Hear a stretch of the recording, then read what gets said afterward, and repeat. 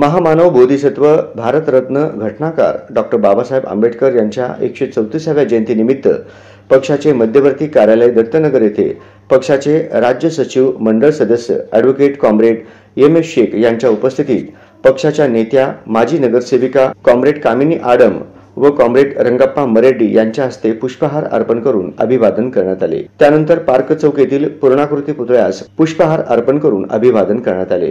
तसेच माकपची पक्ष शाखा कोणापुरे चाळ येथे माकपचे राज्य समिती सदस्य कॉम्रेड ॲडव्होकेट अनिल वासम यांच्या हस्ते पुष्पहार अर्पण करून अभिवादन करण्यात आले।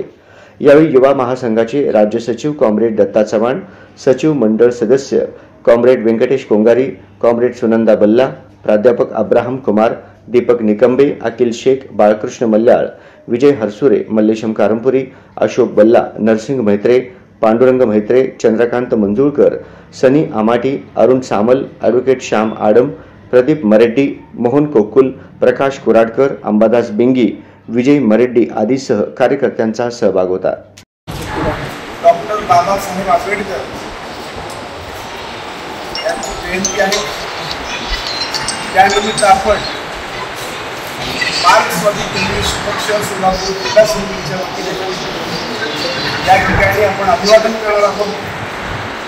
सर्वप्रथम डॉक्टर बाबासाहेब आंबेडकर यांच्या प्रतिमेला पुष्पहार अर्पण करण्यासाठी मी विनंती करतो आपल्या पक्षाचे जिल्हा समिती सदस्य कॉम्रेड कामिनी आडम, कॉम्रेड रंगप्पा मरेड्डी यांना विनंती आहे की त्यांनी या ठिकाणी प्रतिमेला पुष्पहार